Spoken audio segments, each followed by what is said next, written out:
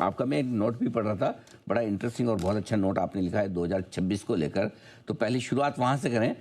बताएं सर, क्या कुछ खास दिख रहा है आपको 2026 में, और क्या खास बातें आपने इस अपने एड्रेस में लिखी है? देखिए 2025 वाज स्लाइटली डिफिकल्ट ईयर और ये हर 3-4 साल में एक बार ऐसा साल आता है। 2022 भी एक ऐसा ही कुछ साल था। 2021 अच्छा था, 2022 में जब यूक्रेन वॉर की शुरुआत हुई तो पूरा साल थोड़ा सॉफ्ट रहा, निफ्टी 3-4% ऊपर था, small and mid caps were down 7-8%। तो और उस टाइम मूड बहुत खराब था। और फिर टुवर्ड्स द एंड जो 2022 के रिकवरी चालू हुई, 2023 अच्छा साल हुआ, 24 अच्छा था, 25 थोड़ा-सा टेपिड हुआ। तो लास्ट ईयर जो था यू नो ये काफी फैक्टर्स का कॉन्फ्लुएंस हुआ है। लिक्विडिटी टाइटनिंग थी, अर्निंग स्लो डाउन हुई थी, टैरिफ सिनेरियो जो उभर के आया, ऑपरेशन सिंदूर बना, जियोपॉलिटिकल टेंशन, तो ये सब के कारण काफी मैक्रो एनवायरनमेंट में घबराहट जैसी सिचुएशन, तो इसलिए इंडियन मार्केट्स ने इतना अच्छा परफॉर्म नहीं किया। और ये काफी नेचुरल है, हर 2-3 साल में होता है। पर अगर हम अब जहाँ जहाँ पे है वहां से हम देखें तो इंडियन इकोनॉमी मैक्रो सब ठीक-ठाक हैं। ग्रोथ वापस आ गई है, अर्निंग रिकवरी हो चुकी है। लास्ट क्वार्टर के नतीजे अच्छे थे। हमें लगता है अगले 2-3 क्वार्टर भी वो जो रिकवरी की ट्रांजेक्शन है वो ठीक-ठाक सी रहेगी। आप कोई भी ग्रोथ के नंबर देखेंगे, चाहे वो सीवी नंबर हो, इंश्योरेंस प्रीमियम नंबर हो, क्रेडिट ग्रोथ नंबर हो, सब नंबर आई थिंक 14% की क्रेडिट ग्रोथ आ रही है। सीवी के नंबर 20-20% ग्रोथ करे, तो आई थिंक डायरेक्शन एक ठीक-ठाक है। यहाँ पे एक थोड़ा-सा जो खींचातानी चल रही है वो global macro factors versus domestic situation. Improving domestics but global factors थोड़े से कंसर्निंग है। तो ये मुझे लगता है खींचतान हो सकता है थोड़े समय और चल जाए। पर हमारा ये मानना है कि 2026 का साल 2025 से बेटर होगा। क्योंकि हमने काफ़ी जितने भी नेगेटिव हो सकते थे उन सबका कॉन्फ्लुएंस एक फैक्टर्स का कॉन्फ्लुएंस होते हुए देख लिया ये साल में। लास्ट ईयर इंडिया का जो मार्केट है, सारे दुनिया के मार्केट सबसे अंडर परफॉर्मिंग मार्केट भी था। करेंसी में डिप्रिसिएशन हो गया, तो काफ़ी कुछ जितने भी नेगेटिव हो सकते थे, हो गए हैं। हो सकता है मार्केट रिकवरी होने में टाइम लग जाए, मैं ये नहीं कह सकता हूँ कब होगा, पर धीरे-धीरे मुझे लगता है यहाँ से सुधार होने की संभावना काफ़ी है, जिस तरह से हम फंडामेंटल्स को ध्यान में रखते हुए करते हैं। चलिए, ये बहुत अच्छी बात आपने कही कि धीरे-धीरे इम्प्रूवमेंट के आसार दिख रहे हैं और 2026 इस हिसाब से बेहतर साल साबित हो सकता है। लेकिन 2026 की और पूरे साल भर की जो सबसे बड़ी इवेंट होती है, बजट अब हमारे सामने है, 15 दिन दूर है। क्या उम्मीद रखी जाए इस बार बजट से? क्या कुछ बड़ा सरकार करने के मूड में है? अगर आप पिछले 7, 8, 10 साल का एक ट्रेंड देखें, तो बजट जो है, धीरे-धीरे एक कोई बहुत बड़ा महत्वपूर्ण डॉक्यूमेंट नहीं रह गया और इवेंट नहीं रह गया है।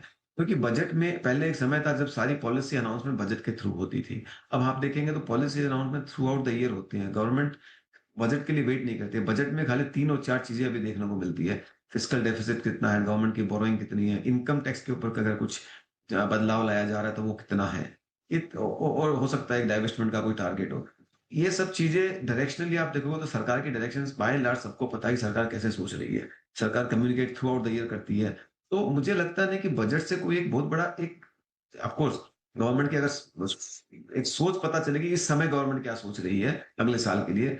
पर मुझे नहीं लगता उसमें कोई मटीरियल चेंज आएगा कि सरकार कोई बहुत बड़ी बदलाव कर पाएगी इस तरह। हाँ, एक कॉन्फिडेंस बिल्डिंग ज़रूर होता है कि अगर सरकार कैपेक्स पे बूस्ट करेगी, अगर सरकार ने मैन्युफैक्चरिंग के लिए कोई और इंसेंटिव्स अनाउंस किए।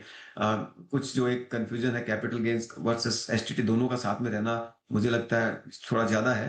तो एक चीज़ के अगर कुछ उसमें कुछ करे, तो वो एक थोड़ा-सा एक आ सकता है। पर मैं ये नहीं कहता हूँ कि budget is the only thing जिससे मार्केट की कोई डायरेक्शन बहुत बड़ी एक वन वे बदल जाएगी। बजट बड़ी चीज़ तो नहीं होगी जिससे कि बाजार की दशा दिशा बदले, लेकिन कैपिटल मार्केट के लिए क्या कुछ आप उम्मीद करेंगे, कुछ किसी तरह की कोई बदलाव? हर बार बजट से पहले थोड़ी उम्मीदें जगती कि टैक्सेशन में कुछ राहत मिल जाए, स्पेशली कैपिटल गेन वगैरह, या अभी होना मुश्किल है? बाजार में इस बार एक्सपेक्टेशंस तो नहीं है। अगर कुछ अच्छा सरप्राइज़ पॉज़िटिव आ जाता है तो बहुत अच्छी बात है। हुँ, हुँ। कुछ ऐसे सुनने में आया जा रहा है कि कोई फॉरेन पोर्टफोलियो इन्वेस्टर्स को अट्रैक्ट करने के लिए शायद कुछ छूट दे दी जाए। तो ये कहना मुश्किल है कि क्या करेंगे, बट जितनी भी ये टैक्स की राहत है, मुझे लगता नहीं है कोई मार्केट की डायरेक्शन 1 महीने के लिए बदल सकते हैं। पर ऐसा नहीं है कि कोई वो मतलब सस्टेनेबली कुछ बदल जाएगी। तो एक कोई भी कैपिटल को अट्रैक्ट करने के लिए मेजर लिया जाए, वो बहुत अच्छी बात है। एंड मैं तो मानता हूँ कि आज जो एक कैपिटल गेन और एसटीटी दोनों साथ में कोएग्जिस्ट करते हैं, उनमें से एक को निकालना चाहिए। पर ये दोनों अभी चालू है, तो वो एक अच्छा अगर कुछ करते हैं तो अच्छा होगा। देखिए, मार्केट में कई चीज़ें होती हुई नज़र आ रही है, जिसकी वजह से इंडियन मार्केट का जो रुझान है वो उसका पता नहीं लग पा रहा है कि मार्केट किस दिशा में जाता हुआ नज़र आएगा। देखिए, इसके पीछे के कई कारण हैं। स्क्रीन पर भी आपको दिखाई दे रही होगी कि क्या कारण है, जिसमें सबसे बड़ा कारण है यूएस इंडिया का जो ट्रेड एग्रीमेंट पर बातचीत है, वो पिछले कई दिनों से होती हुई नज़र आ रही है, लेकिन उस पे रुझान बिल्कुल भी क्लियर होते हुए नज़र नहीं आ रहे हैं कि क्या ट्रेड डील्स होगी या इसको फिर से पोस्टपोन किया जाएगा, क्योंकि कई बार कई चीज़ें बदलती हुई नज़र आई।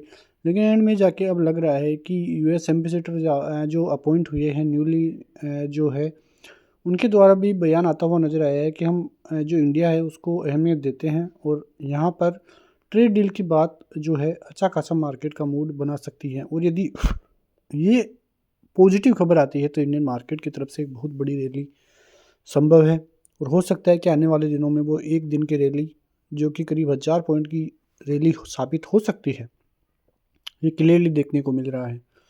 दूसरा जो बड़ा टेंशन चल रहा है मिडिल ईस्ट में, जो जियोपॉलिटिकल टेंशन्स है, उसका भी इंडियन मार्केट पर काफ़ी ज़बरदस्त प्रभाव पड़ रहा है। जो एक बड़ी खबर भी आती हुई दिखाई दी कि जो ग्रीनलैंड है, उन्होंने यूरोपीय कंट्रीज़ जो कि ग्रीनलैंड पर जो ट्रंप कब्जा करना चाह रहे हैं उसका विरोध कर रहे थे, उन पे 10% का टैरिफ उन्होंने लगाया है। तो ऐसे कई कारण हैं जिसकी वजह से इंडियन मार्केट का रुझान जो है वो नेगेटिव हो रहा है। तीसरा जो बड़ा रुझान है वो क्वार्टर 3 रिजल्ट पर भी निर्भर करता है। जो अर्निंग्स है वो जो हेवीवेट स्टॉक्स है, और फर्दरली आप देख सकते हैं कि वहाँ पे प्रेशर भी देखने को मिल रहा है। Dumping overall market sentiment and increasing questions among investors, तो इन्वेस्टर्स के माइंड में भी कई प्रकार की चिंताएं यहाँ पे नज़र आ रही है, क्योंकि एक तरह से ऑलरेडी आप देखोगे तो मार्केट में तेज़ी हो रही है, लेकिन उनके शेयर्स में आप शुक्रवार को भी देख रहे होंगे कि बैंक निफ्टी 500 पॉइंट, निफ्टी में भी अच्छी खासी तेज़ी थी, आईटी सेक्टर में काफ़ी ज़बरदस्त तेज़ी थी। लेकिन जो मिड कैप के, स्मॉल कैप के कई शेयर्स थे, वहाँ पे गिरावट देखने को मिल रही थी। ओवरऑल पोर्टफोलियो में अच्छी खासी गिरावट देखने को मिल रही है। तो लोगों में चिंताएं यही हैं कि मार्केट ऊपरी स्तरों पर है, लेकिन उनका पोर्टफोलियो काफ़ी नेगेटिव दिख रहा है। तो उनके बीच में सेंटिमेंट नेगेटिव साइड का ही बना हुआ है, और जिस प्रकार की टेंशन्स बनी हुई है मार्केट में, उसका भी थोड़ा न थोड़ा असर मार्केट पर पड़ता हुआ ही नज़र आ रहा है। यहाँ पे आप एफआईएस का भी एक और बड़ा कारण देख सकते हैं। पिछले 1 साल से आप देखोगे तो एफआईएस ने लगातार सेलिंग ही इंडियन मार्केट में की है।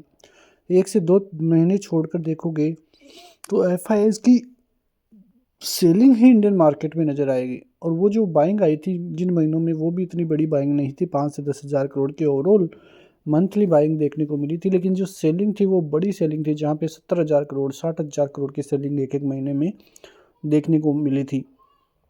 तो इसका भी एक बड़ा कारण है कि इंडियन मार्केट में तेज़ी तो है, लेकिन स्टॉक्स वाइज एफआईआईज का जो सेंटिमेंट है वो अभी भी खरीदारी का बना हुआ नहीं है।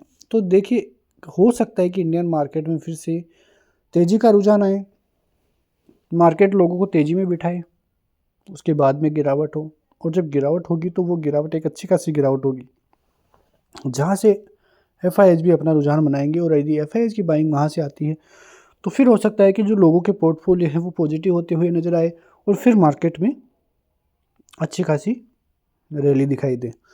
तो उस रैली का हमें इंतज़ार करना है, और उस वक्त तक आपको थोड़ा सा इंतज़ार ही करना पड़ेगा स्टॉक्स में तेज़ी के लिए। निफ्टी जो कि 25,700 के लगभग है, 25,800 850 पार होते ही 26,000 के ऊपर की तेज़ी निफ्टी में बनती हुई नज़र आएगी। सपोर्ट जोन 25,500 550 का अच्छा खासा सपोर्ट जोन है। जब तक ये इंटेक्ट है तब तक कोई बड़ी खबर इंडियन मार्केट के लिए देखने को नहीं मिलेगी गिरावट के लिए।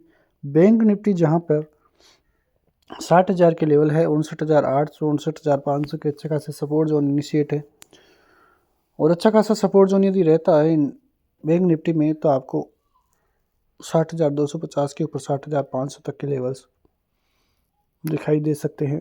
मिलते हैं नेक्स्ट वीडियो में, तब तक के लिए जय हिंद।